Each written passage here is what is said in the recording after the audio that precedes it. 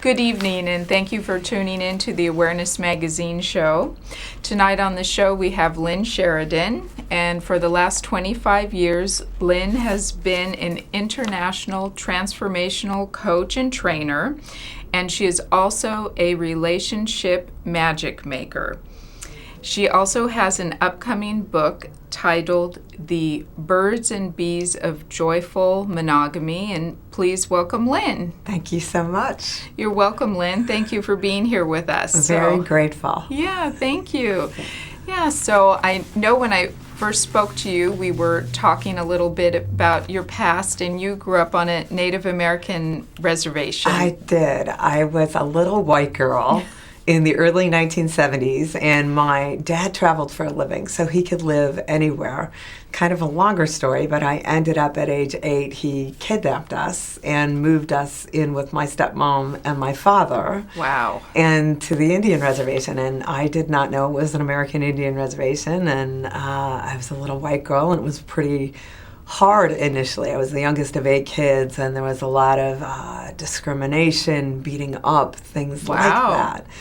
And initially, what could have been a very hard situation was one of the greatest blessings of my life, because I ended up learning Ojibwa. It was a Chippewa reservation, Ojibwa, and dancing in powwows, and every one of my brothers and sisters and I ended up writing our college entrance exam or essay on what it was to be a minority. And for a white kid to have that, it was a different perspective. So I think I've always identified with minorities. Yeah, how interesting. That's very interesting. yes, there's much with that. My mom marched with Martin Luther King. Oh, wow. Yeah, she actually, when she was pregnant with me, was at the I Have a Dream speech. Oh. And so I think I got a lot of that through osmosis. I've had, throughout my lifetime, minorities play a big role in my life and identifying with that. So, yeah, grateful. That's wonderful. That's really great. Yeah. Unusual. Yeah. And I know with your work with relationships, there are myths. Many myths. So many myths. It drives me crazy when I'm on the internet and I see some of the things that relationship experts are saying about relationships. It just absolutely drives me up a wall because they're giving people an idea.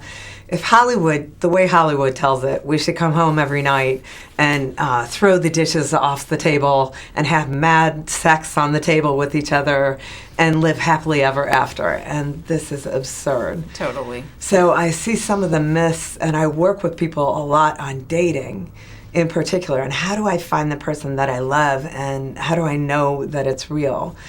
And some of the myths I see, for example, I was online and it was there was a relationship expert saying you never return a text, you have to wait 4 hours. This is ludicrous. Totally. So the myth is along the lines of play hard to get. Yeah. Don't tell them you like them. Because then you're showing your hand. Well, it's teaching people to be completely inauthentic with each other instead of saying, yeah, I really enjoyed you tonight. What a fun date. I'd love to see you again. And if they don't, then that's fine. Then it must not be a match, but you are not playing a game and starting a relationship based on lies. On lies. Yeah. That's absolute insanity to me. Yeah. Another one of the myths you mentioned is be agreeable. Oh, yes. This is one of my favorite. And women historically, culturally, have been trained to be much more agreeable than men in terms of act like you like something, even if you don't like it. Or go out to a great restaurant, and what do you want to eat? Oh, I'd like a salad. Because I've heard so many women say, I'm embarrassed to eat a big meal in front of the other person. This is insanity. And again, somebody's saying, oh, I love Ethiopian food. And if they've never been to an Ethiopian restaurant, and then they don't know, and then they're choking down food, it's insane to me. Instead of just saying, I don't prefer that. I would love to go Mexican tonight, whatever it is. Yeah. And what is disappearing yourself? Disappearing yourself, for me, goes on a lot in high school, sometimes in college, sometimes in relationships where we're not certain with ourselves. We are great. We have, when we're out of relationship, we want to see our girlfriends, we want to go to movies, we want to have a blast. And then the minute the person gets in a relationship, they're gone. Mm-hmm. They blow off all their friends. They are unavailable. Mm-hmm. They're completely myopic about the person that they're in relationship with. And they end up abandoning everybody. Yeah, they abandon and they abandon themselves. Right. Mostly because if I'm not being true to what I love and who I love, because I think I need to abandon myself to be in this relationship, it's not going to work. Mm-mm. It's never going to work. No. Yeah. Yeah. Yes, and then the whole jealousy means... That's another big one. If the other person is jealous, they love me. This is a big one. This is a big sign, a big red flag and warning sign when it comes to domestic violence and abuse. Jealousy is scary. Jealousy is scary. And if the person says, starts criticizing, oh, I don't want you to wear that, or you should spend more time with me. Who texted you today? Let me see these things.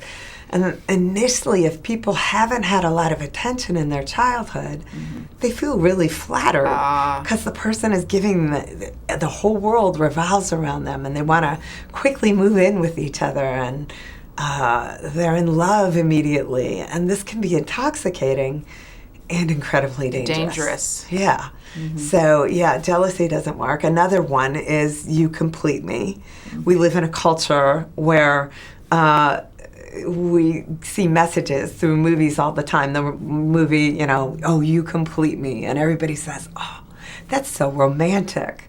They found he's my better half or she's my better half. Instead of we are whole and complete. We are whole and complete unto ourselves. Yep. We don't need anybody riding in on a white horse, saving us and rescuing us. Yeah, we have ourselves. Yeah. I had a friend, and she was adamant with me one time during a conversation that she wanted that fantasy, that man coming in, saving her, and I told her 3 to 5 times, it doesn't exist. Yeah. And her response to me was, well, I don't care, I want it. And I said, but it doesn't exist. And then finally, after the 5th time of me saying it doesn't exist, I just dropped it because I wasn't getting through to her that it doesn't. There are so many cultural messages with this, whether it's movies, if we listen to music on the radio, things like I am nothing, nothing, nothing without you. Lyrics like, if you leave me now, you take away the biggest part of me. Yeah. These are all things that just reiterate we're not whole and complete. Yeah. And then we give up our whole world when we meet someone instead of they are their own whole complete being and I am my whole complete being. We have different interests and enjoyments and we come together and we're richer when we share them. Mm-hmm. Yeah. Very true. That's a big one. Yeah. Definitely. And then you were mentioning breath work. Please explain what breath work is and the importance of it. Most of us, when we're in fear or when we have trauma or when we're angry, the first thing we do is we hold our breath in the moment. And when we hold our breath, we're locking it into our cells. And so the trauma is actually locked at a cellular level. Okay. Our body carries memories just like our mind or our heart. Mm. And those body memories we don't get rid of. Even if we're becoming more aware or growing ourselves, becoming enlightened and through transformation, the cells are still holding the memory. So this is specific kind of integrative breath, conscious breathing, that is diaphragmatic, it's intensive, so it opens lots of doorways. It heals things that have been held at a cell level. Breathing into your diaphragm. It's for long, so a breath session is over an hour, and it really is intensive. So sometimes people have remembered rapes or sexual abuse and reenacted them. Sometimes the session is very emotional and somebody may be crying and cathartic. Sometimes the session is very mental and patterns will be laid out before us of times we've done something in our life over and over again, and in a way that is not psychological, that we can relate to it from a awareness perspective. Sometimes if people have had drug usage or surgeries during the breath session, you can actually smell anesthesia coming off their body. That's wild. Or drugs coming out of their body. That's wild. And when we're holding and we're working on the touch with the breath, working in points where we know it's being held, you can actually feel the body release. And then what was held there is gone. So our breath is really transformative. And then there's also spiritual, other forms of consciousness, higher realms of consciousness where we feel like we're flying in the cosmos and one with the universe. It's a magical, magical experience. Yeah. Interesting. That's good to know, and hopefully it'll get people to breathe deeper. And yes, none of us breathe. We get most of the toxins are released not through our skin, but through our breathing. And we're getting 70% less oxygen today than we did 100 years ago because there's concrete, because we're under stress and we're not breathing. So we're breathing either shallow, upper respiratory, up here. We're not breathing down. Where you're supposed to. Belly breathing, and it also isn't pretty breathing. It's not skinny belly. And so a lot of the time, a lot of people are holding their breath because they want that flat belly. Flat stomach. Instead of actually getting the air down into a breath that we're meant to have and oxygen to our brain, to our entire system. Most doctors' visits and hospital visits are related to lack of breathing. Wow. Yes. So ADHD, high blood pressure, heart disease, everything is moved through the power of this type of breath. Of the breath. Yeah. It's magic. It is. And you have a new book coming out. I do. The Birds and Bees of Joyful Monogamy. It is a lot of animals are not monogamous, and birds, some type of birds are monogamous.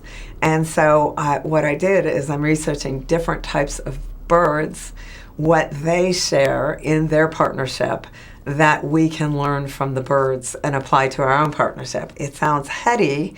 It's not so heady. Okay. It's a lot about like eagles that just go for it. They dive headlong to the earth and lock talons and do a dramatic spin. They're all in. They're completely committed to the relationship. And all the ways we need to close our back doors to be in a relationship that is really passionate, connected, intimate with our partner. Interesting. And when does your book come out? Good question. I'm in the final rating stages, and it's been a long time. I think I'm 4 more chapters. Probably I'm imagining early next year. By the time the publishing's lined up, it's just me finishing final chapters. Okay. Wonderful. Well, this has been great, and you've taught us so much and all the relationship myths, and thank you for sharing all the wonderful knowledge, and we appreciate you being here on the show with us. Thank you so much. Very grateful for the work that you do. Oh, you're welcome, and you too, very grateful for the good work you're doing. Thank you for tuning in, and please join us next time. Thank you. Good night.